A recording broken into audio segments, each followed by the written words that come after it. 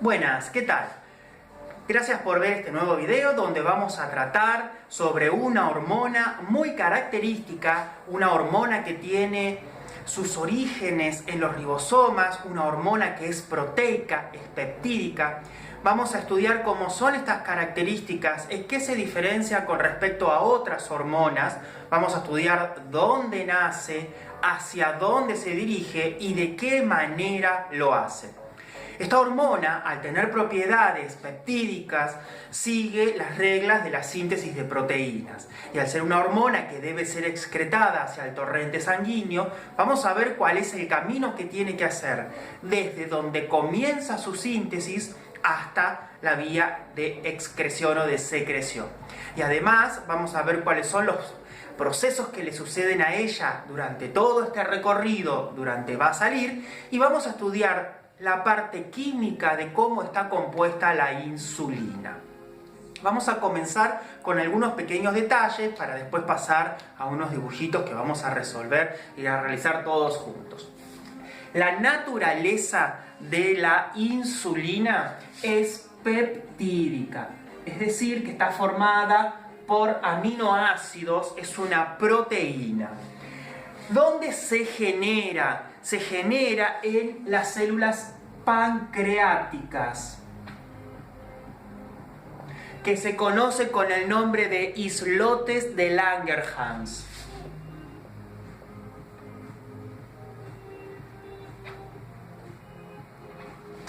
A nosotros no nos interesa tanto la parte fisiológica ni la parte histológica, solamente con saber que hay células especializadas que se dedican a la síntesis de insulina, que son estas que comentamos acá. ¿Y a qué vía de comunicación o de transporte celular pertenece? Pertenece a la vía secretora.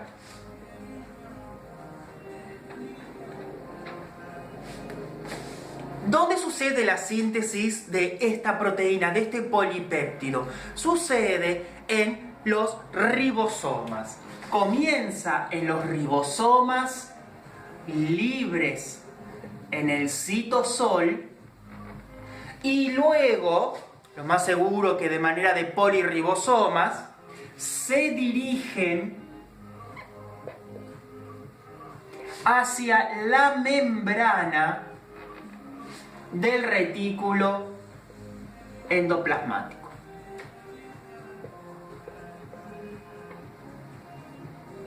En particular, a formar parte del retículo endoplasmático rugoso.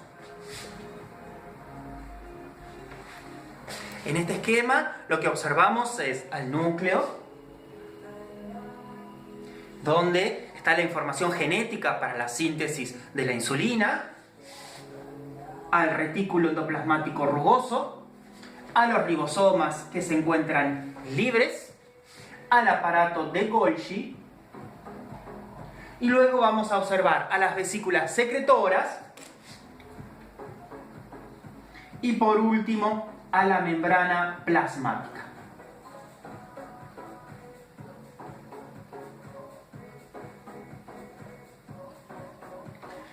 La información genética se encuentra en genes dentro del ADN. Ese ADN se va a copiar a ARN mensajero que va a salir desde el núcleo hacia el citosol. En el citosol se va a encontrar con los ribosomas. Vamos a hacer ese dibujito. En este ribosoma tenemos la subunidad menor, la subunidad mayor, tenemos el ARN mensajero y junto con los ARN de transferencia que van a ir trayendo los aminoácidos que van a formar parte de la estructura primaria de la proteína, se van a ir sintetizando y van a ir saliendo por acá, y acá tenemos ya a una parte de la proteína que está naciendo. Como es una proteína que tiene información para salir de la célula, es decir, que corresponde a la vía secretora, va a tener en el extremo amino el péptido señal para dirigirse hacia las membranas del retículo endoplasmático y continuar con su síntesis, a su vez que va entrando al retículo endoplasmático.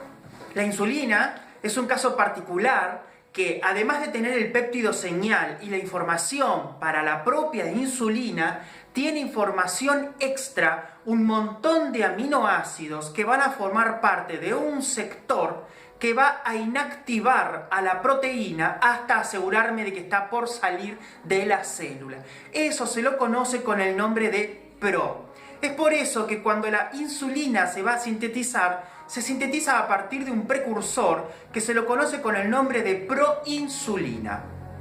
Y para ser estrictos, también podemos decir que se lo sintetiza con el nombre de preproinsulina. Hasta ahora vamos viendo que tenemos tres partes diferentes. Vamos a anotar. La parte pre de la insulina es lo que corresponde al péptido señal de transporte al retículo endoplasmático. La parte pro, en el caso de la insulina, la vamos a conocer con el nombre de péptido C. C es de conector. Es la parte que mantiene inactiva a la hormona hasta que es eliminado de la misma. Y se lo nombra con conector porque mantiene unida a las dos partes, a las dos cadenas de la insulina. La cadena A y la cadena B. La síntesis de la preproinsulina inicia en los ribosomas libres y luego se dirige el conjunto de los ribosomas a las membranas del retículo endoplasmático rugoso. A medida que se va sintetizando, se va traslocando y va ingresando al lumen del retículo. Una vez que ingresó en el lumen del retículo, aquí adentro tenemos una peptidasa de señal, que es una enzima proteasa encargada de eliminar al péptido señal. Es una especie de tijera que se va a encargar de eliminar al péptido señal. Una vez que ha sido eliminado y que sufre algunas transformaciones, va viajando a través del retículo endoplasmático rugoso y mediante vesículas cubiertas, etcétera, etcétera, etcétera, se va a dirigir al aparato de Golgi. En el aparato de Golgi va a sufrir modificaciones post-traduccionales porque ya ha terminado de traducirse, y además de las modificaciones posibles, el empaquetamiento. La va a empaquetar para meterla en las vesículas secretoras o gránulos. La proinsulina es metida dentro de las vesículas secretoras y va a ser excretada hacia el exterior celular. Pero suceden cosas en el medio. Vamos a investigar cómo son esas cosas. Voy a borrar el pizarrón y van a aparecer las cosas nuevas. Les presento a la proinsulina. La proinsulina ya ha sido eliminada la parte pre que correspondía al péptido señal. La vamos a borrar en la palabra original que teníamos. Chao, parte péptido señal de transporte al retículo. Me queda la proinsulina, que es esa cadena que tenemos ahí, que mide 110 aminoácidos. En esos 110 aminoácidos tenemos la cadena A, la cadena B y el péptido C, que es el péptido conector.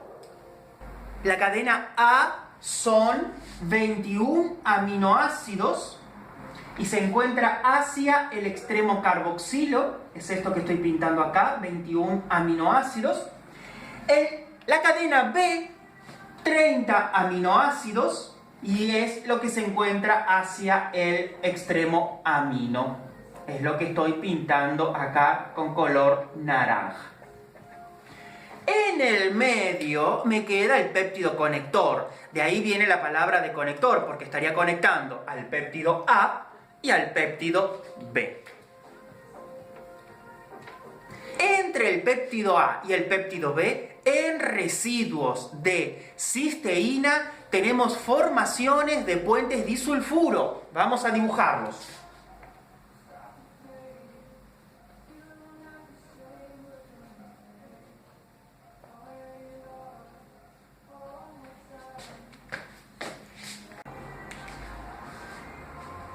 puentes disulfuro.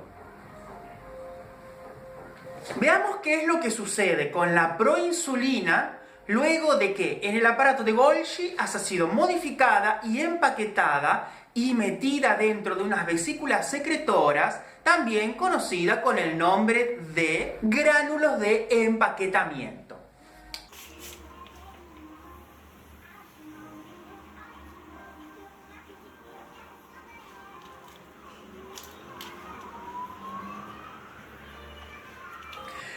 Dentro de los gránulos de empaquetamiento, donde va a viajar la proinsulina, se encuentran tres tipos de peptidasas, tres tipos de endopeptidasas. Veamos qué quiere decir esa palabra. Endopeptidasas son peptidasas, es decir, que cortan los enlaces peptídicos desde adentro. Esto quiere decir que van a cortar en algún lugar interno de la cadena polipeptídica. Y existen tres de interés para nosotros: la endopeptidasa 1, la endopeptidasa 2 y la carboxipeptidasa. Estas tres van a ser encargadas de sacarme la parte del péptido C y liberarme a la cadena A y a la cadena B por separado, y ahí ya se volvería funcional. La función del péptido C es mantener inactiva a medida que se va saliendo de la célula a la prohormona, es decir, a la insulina. La insulina, cuando le cortamos el péptido C, se vuelve activa. Y esto va funcionando adentro de los gránulos de empaquetamiento. Acá tenemos a la endo 1, a la endo 2 y a la carboxi. Estas tres están ahí adentro. Para que estas peptidasas, endopeptidasas, se activen, yo necesito un pH ácido dentro del gránulo de empaquetamiento. Para lo cual necesito tener en las membranas de estas vesículas bombas de protones, ATPasas de protones, que vayan bombeando protones utilizando energía del ATP para bajar el pH adentro del gránulo a medida que me voy alejando del aparato de Golgi, camino hacia la membrana plasmática y posterior el exterior celular. Las bombas de protones se disponen en la membrana y lo que hacen son meter protones en contra de su gradiente, como ya conocemos, para facilitarme el pH ácido. Ese pH ácido activa a las peptidasas y voy a romper en puntos de manera de liberar al péptido C. El péptido C queda por separado y la insulina, que es lo que tenemos aquí abajo, ya se vuelve activa a medida que se va a dirigir al torrente sanguíneo. ¿De qué depende el funcionamiento de las bombas de protones? Las bombas de protones se van a activar gracias a ciertas señales.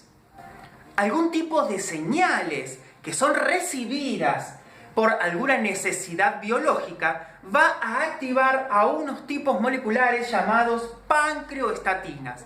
Las pancreoestatinas están relacionadas con el funcionamiento de las ATPasas de protones. Esas bombas de protones van a comenzar su funcionamiento y recién ahí van a activar, gracias al medio ácido, a las endonucleasas. Es importante reconocer que no se activan así como así, sino que debo recibir una señal exterior a la célula de algún tipo y que veremos en algún otro video. Esa señal que va a hacer una respuesta a alguna necesidad fisiológica y biológica, va a activar a distintas enzimas, a distintas proteínas o a distintas moléculas de algún origen para poder activarme a las endo, a la carboxi, cortarme al péptido C y separarlo. Cuando se liberan la vesícula secretora hacia el exterior celular, obviamente que por cada insulina que yo estoy liberando un péptido C. Es decir, que se liberan en lo que se conoce con el nombre de cantidades equimolares. Equimolares significa equi quiere decir igual y molares está relacionado con una concentración química. Las cantidades equimolares quiere decir que por cada 10 péptidos C que yo voy a buscar, quiere decir que tengo asociados 10 insulinas, porque todo proviene del mismo precursor. Hay muchas veces que es más fácil encontrar al péptido C que a la insulina y por eso, midiendo de manera indirecta a la otra sustancia, puedo saber cuánta insulina tengo en concentración en sangre. Para concluir, hemos visto cómo una hormona de origen proteico ha sido sintetizada en los ribosomas libres, luego gracias al péptido señal, la parte pre de la preprohormona me indica que tengo que ir hacia el retículo endoplasmático donde continúo con mi síntesis. Ahí me van a cortar el péptido señal por una peptidasa de señal, que es una peptidasa. Luego me voy a dirigir al aparato de Golgi donde me van a empaquetar mediante los gránulos de secreción, gránulos de transporte. Ahí adentro me van a eliminar la parte del péptido C gracias a un montón de endopeptidasas. Me voy a volver activa y voy a estar preparado para salir al torrente sanguíneo a cumplir la función. Bueno, espero que les haya gustado el video, que hayan entendido un poco más. Siempre recomiendo leer la bibliografía. En los libros se encuentra un poco más detallado toda esta información, pero teniendo las bases van a poder armar su resumen teniendo en cuenta todo lo que conversamos. Espero que les haya gustado. Me he puesto el gorro de información. Dejen abajo los comentarios, así los puedo seguir ayudando.